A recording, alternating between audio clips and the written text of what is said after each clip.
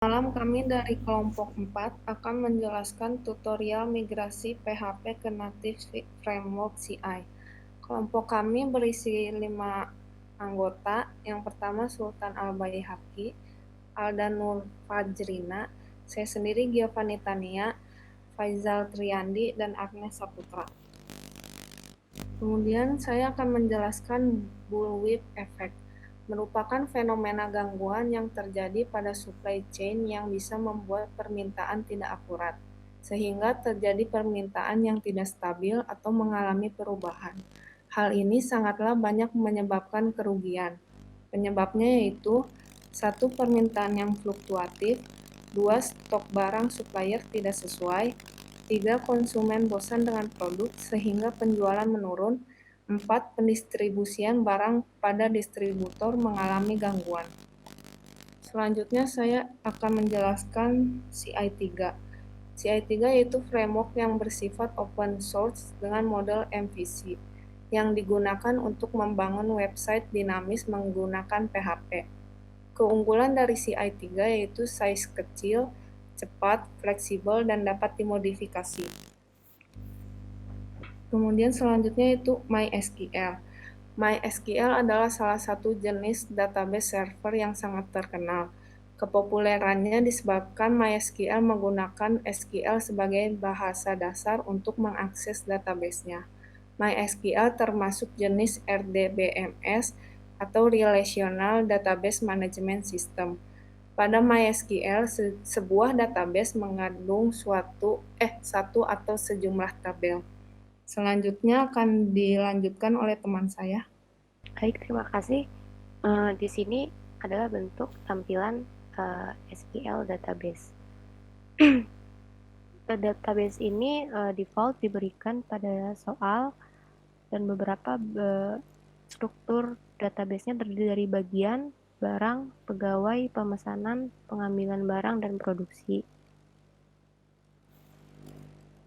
Selanjutnya, berikut merupakan sistem yang diberikan pada soal default masih menggunakan PHP MyAdmin. Ada beberapa case default yang kami temukan. Pertama adalah pengaksesan aplikasi belum diimport database-nya, sehingga kami harus mengimport database-nya sendiri manual dan dihubungkan ke MySQL. Yang kedua, terdapat error ketika submit data karena permasalahan pada koneksi database. Setelah ditelusuri, permasalahan tersebut bersumber pada file config.php. Solusi pada permasalahan ini adalah pada bagian private, password root dikosongkan. Selanjutnya, ada beberapa ID user bagian yang tidak cocok informasinya, sehingga perlu diperbaiki pada database-nya. Selanjutnya, ini akan mendemonstrasikan hasil dari perbaikan tersebut dan diubah ke framework CodeIgniter. Silakan diubah tampilannya.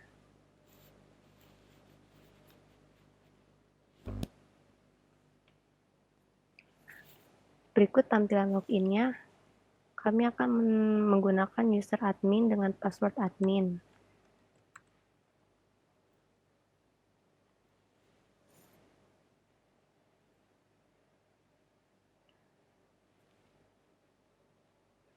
Nah, berikut tampilan kelola bagian. Di sini fungsi tambah bagian. ID bagian ditambahkan, kemudian nama bagian,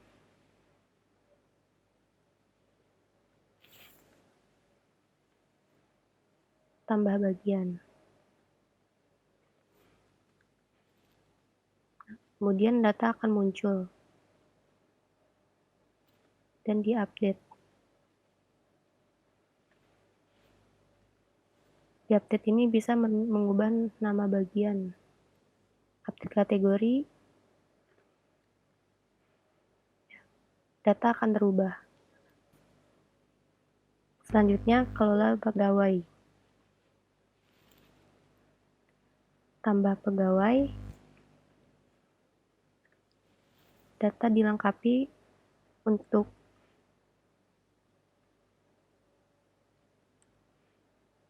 bebas, terus sesuai dengan data yang diinginkan.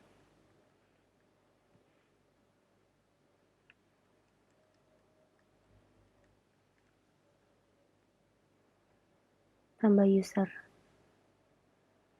Oke, fungsinya sama pada tabel-tabel sebelumnya, tambah barang untuk menambahkan data.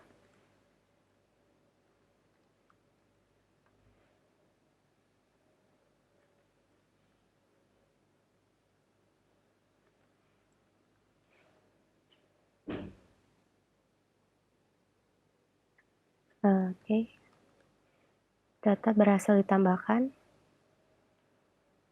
Selanjutnya halaman detail produksi.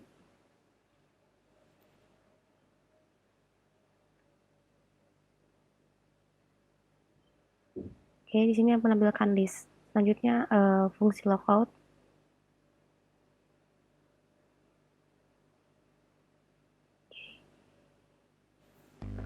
Sekian, terima kasih. Selanjutnya akan dilanjutkan oleh rekan saya.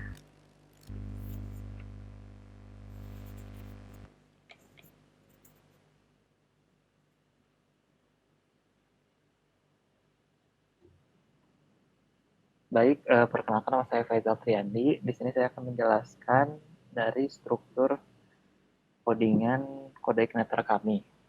Di sini kita ada controller C kelola bagian, ada controller C kelola barang, C kelola login, C produksi.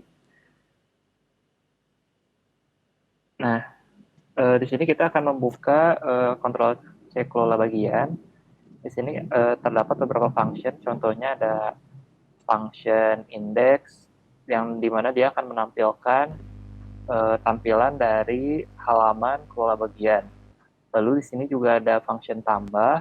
Di sini dia akan menampilkan halaman tambah barang. Akan menampilkan tambah bagian. Namun kalau jika misalnya dia akan menambahkan barang, dia akan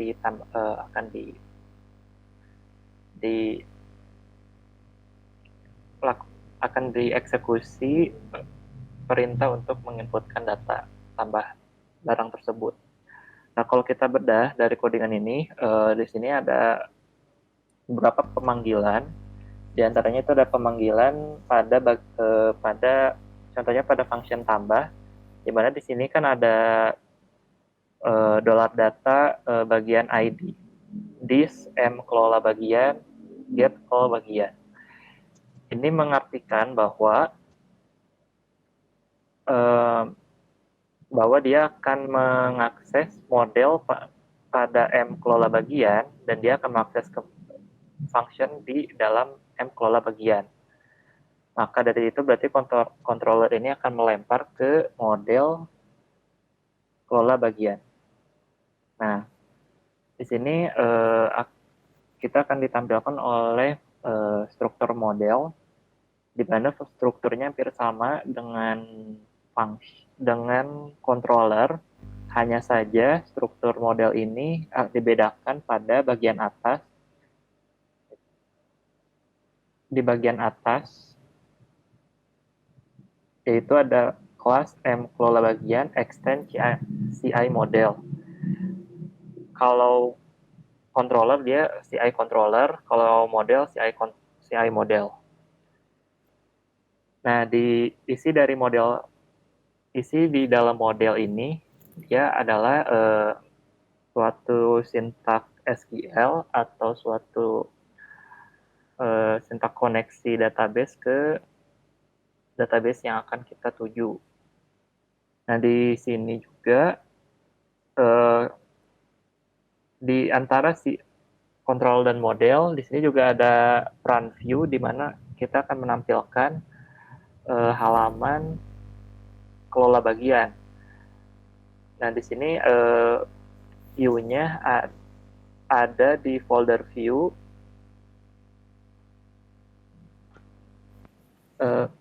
Coba ke folder view. Nah, di folder view ini kita ada view namanya kelola bagian. Nah, ini adalah UI yang akan kita tampilkan pada halaman kelola bagian. Jadi strukturnya dari controller dilempar ke view, dari controller juga dilempar ke model untuk mengakses database-nya.